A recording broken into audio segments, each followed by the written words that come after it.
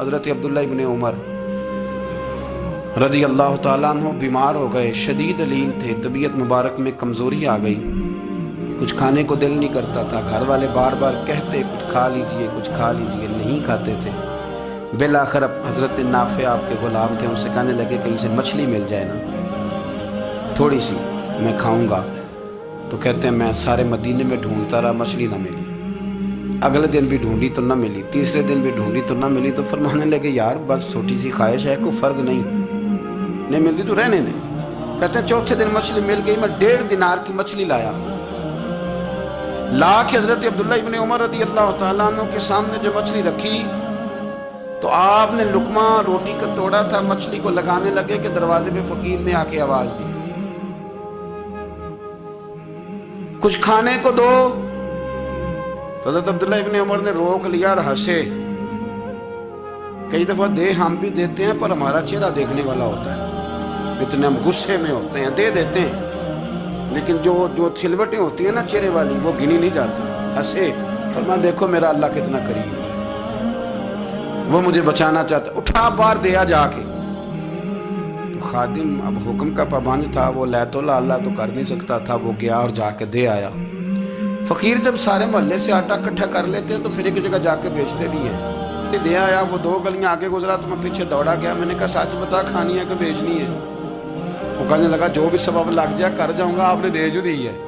تو کہتا ہے میں نے اسے کہا کہ یہ 1.5 دینار کی میں نے خریدی تھی، اگر تو 2 دینار کی مجھے بیچ دے تو آج کل مچھلی مدینے میں مل نہیں رہی، تو میں اپنے آقا کو دے دوں گا، وہ یہی کھائیں گے، بیمار ہیں۔ تو کہنے لگا جی بسم اللہ، مجھے کیا اعتراض ہے، 2 دینار مل رہے ہیں، 1.5 کی مچھلی، اور 1.5 کی بھی کسی نے نہیں خریدنی تھی، اب تو پک گئی۔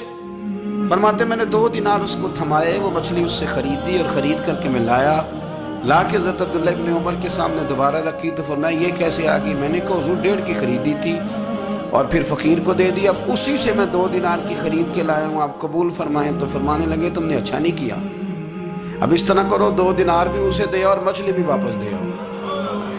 عرض کی حضور کیوں؟ فرمایا تم نے قرآن نہیں پڑھا؟ حضور پڑھا ہے۔ فرمایا رب فرماتا ہے لن تنالوا البر حتی تنفقوا مما تحبون، تم بھلائی کو اس وقت پہنچو گے جب اپنی پیاری چیز راہ خدا میں خرچ کرو۔ امام غزالی نے لکھا ہے، فرمانے لگے دیا، تو وہ حضرت نافع کہتے ہیں میں دینے گیا، دے کے واپس آیا تو کچھ پریشان تھا، کیونکہ مجھے بھی 4 دن ہو گئے تھے نا تلاش کرتے، تھوڑی طبیعت میں مایوسی تھی کہ اتنی محنت سے میں نے لایا اور آپ نے واپس کر دی۔ تو حضرت عبداللہ ابن عمر نے مجھے قریب بٹھایا، پھر مجھے تھپکی دی، فرمانے لگے پتر میں نے ویسے بھی کبھی جھوٹ نہیں بولا اور آج کل تو میں ویسے ہی بیمار ہوں، ٹائم ہی نہیں، وقت ہی نہیں، موقع ہی نہیں جھوٹ بولنے کا، میں تجھے سچ بتاؤں مجھے مچھلی کھا کے اتنا سکون نہیں ہونا تھا جتنی اللہ کے راستے میں خیرات کھا کے مجھے سکون ہوا۔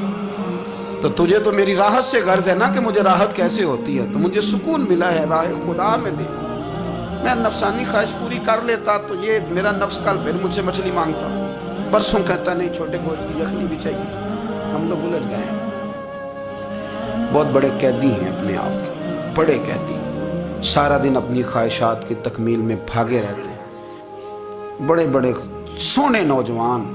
میں ان پہ تنقید نہیں کرتا، مجھے ان پہ ترس آتا ہے، جب میں رات کے اندھیروں میں انہیں ٹیلی فون لے کے چوکوں میں کھڑے دیکھتا ہوں تو مجھے رحم آتا ہے، میں کہتا ہوں دیکھو نفس کی خواہش کے پیچھے یہ کیا مثلاً آخر کیا ہے اس میں، ایک عورت کے پیچھے تباہ کر لیا اپنے آپ کو، یعنی زیادہ سے یہ کوئی مقصود ہے، یہ کوئی مقصد حیات ہے جس کو مقصد بنا لیا ہے؟ میرے عزیز بات کو سمجھ لیں، اتنا خوبصورت آدمی ہے اور اتنا اس کا اونچا قد کاٹ ہے، اور کیا کس کے پیچھے یہ بھاگا ہوا ہے؟ بڑا سمجھدار، دانشور، عقل مند آدمی، ذی روح بندہ، لیکن اس کا سٹیٹس آپ یہ ملاحظہ کریں کہ وہ 20-40 ہزار کی خاطر جھوٹ بولتا ہے، دھوکہ دیتا ہے، فریب اور فراڈ کرتا ہے۔ ہم اپنی نفسانی خواہشات کے پیچھے اس طرح بھاگتے ہیں کہ ہم اصل سے رہ جاتے ہیں۔ میری باتوں کی سمجھ آ رہی ہے آپ حضرات؟ تھوڑا تھوڑا کر کے، ایک ایک کر کے ان کی باتیں کم مانیں۔ وہ ضروری تو نہیں نا کہ سویرے ناشتہ بازار سے اپنی مرضی کا تگڑا کیا، بازار سے لا پوڑیاں چنے بہترین کھائے، اور پوڑیاں چنے ابھی کھائے نہیں، شاپر میں ڈالے ہوئے ہیں، اور وہ لے کے ابھی آ رہا ہے تو ساتھ ہی رستے سے گوشت بھی چھوٹا اچھا لگا تو 2 کلو وہ بھی لے آئے کہ پوڑیاں چنے کھاؤں گا اور دوپہر کے لیے گوشت پکاؤں گا۔ وہ پہلے یہ تو کھا لے صاحب، اس سے تو نجات پا لے۔ یہ پتہ نہیں ہضم ہوتا ہے کہ کچھ اور کرتا ہے تیرے ساتھ، لیکن وہ گوشت بھی ساتھ لے آیا۔ یعنی ٹیبل پہ، ناشتے کے ٹیبل پہ بیٹھ کے فیصلہ ہو رہا ہوتا ہے کہ ہم نے کیا کھانا ہے، ہم نے کدھر جانا ہے۔ سنگیو یاد رکھو، باتوں کو سمجھو اور غور کرو۔ یہ تھوڑا تھوڑا کر کے جب ہم چھٹکارا حاصل کرنے کی کوشش کریں گے نا، چھٹکارا حاصل کرنے کی، کئی جگہ سے، کسی جگہ سے اگر آپ کو تنبیہ ہوتی ہے نا، تنبیہ، اس میں بھی بڑا مزہ آتا ہے۔ اس میں بڑا، ہمارے ایک بزرگ تھے، تو ایک دن نا میں گیا تو کہنے لگے الحمدللہ آج میں بڑے سکون میں ہوں۔ میں نے کہا جی وہ کیا ہوا؟ کہنے لگے میں اپنے آپ کو بڑا پیر صاحب سمجھنے لگ گیا تھا۔ تو ایک وابڈا کے کسی آدمی سے کام تھا، تو میرے ایک دوست نے مجھے کہا کہ پیر صاحب اس کو ٹیلی فون کر دیں، سنا ہے آپ کا عقیدت مند ہے۔ میں نے اس بندے کو ٹیلی فون کیا تو کہتا پیر صاحب میں عزت آپ کی بڑی کرتا ہوں پر یہ کام نہیں ہو سکتا۔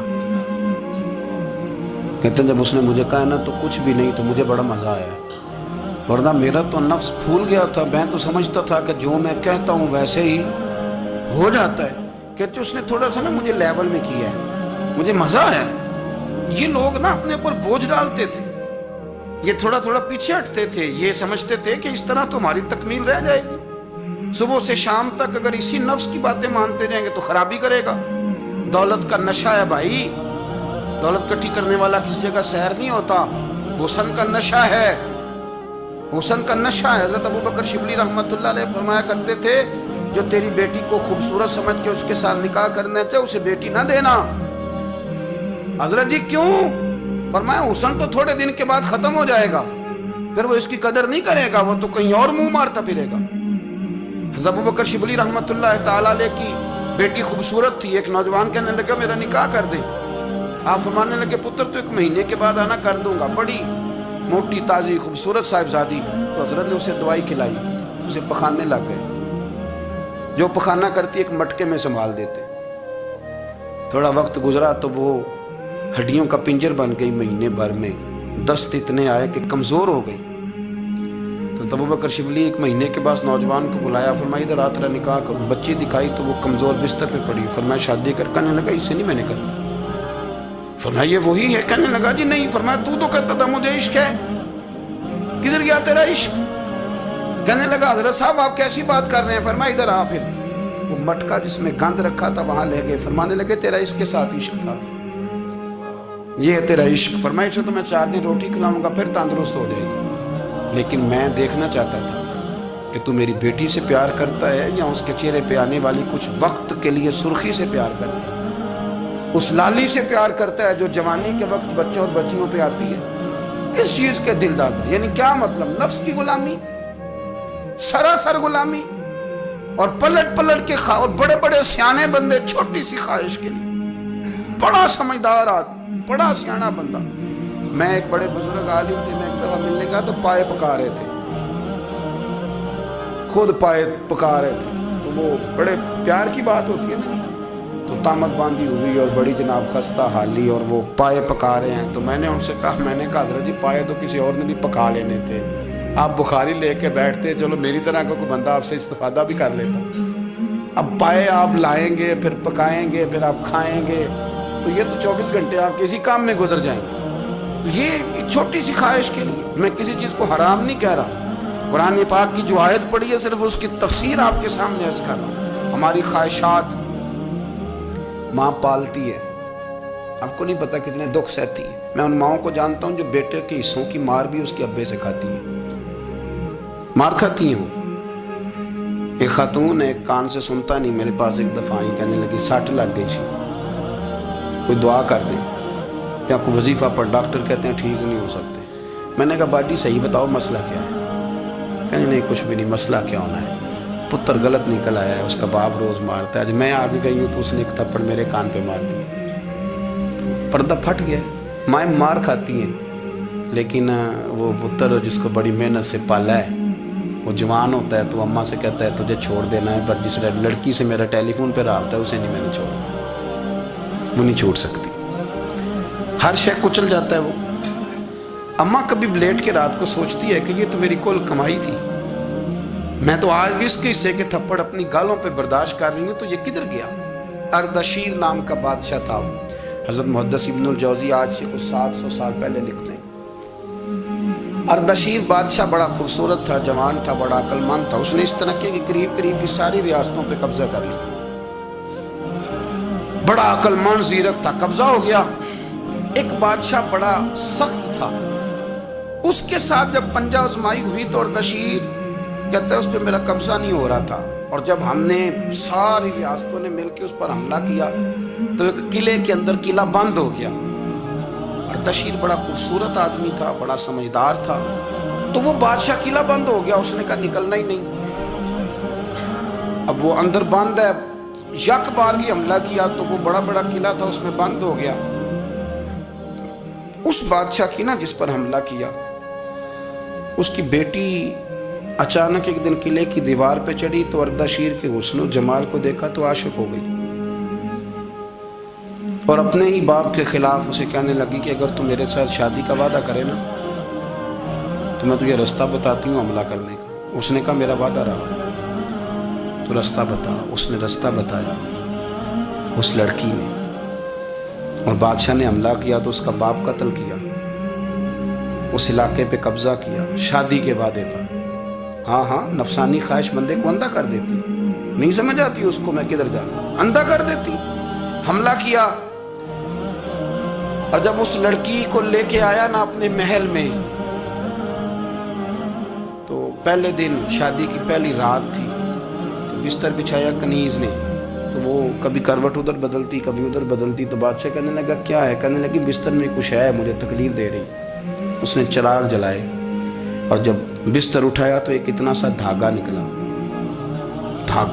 دھاگے سے عموماً تکلیف نہیں ہوتی، تو اس نے کہا تو اتنی نرم و نازک ہے کہ دھاگا؟ کہنے لگی میرا باپ نا میرے ساتھ اتنا پیار کرتا تھا کہ روز میرا بستر بھی خود بچھاتا تھا، اور اس نے آلہ رکھا ہوا تھا، وہ ناپتا تھا کہ کوئی پایا اونچا نیچا تو نہیں، میری بیٹی کا بیلنس سوتے وقت خراب نہ ہو جائے، اور میرے لیے گوشت اور کپڑے بھی خود پسند کر کے لاتا تھا، کھانے پینے کا خود خیال کرتا تھا۔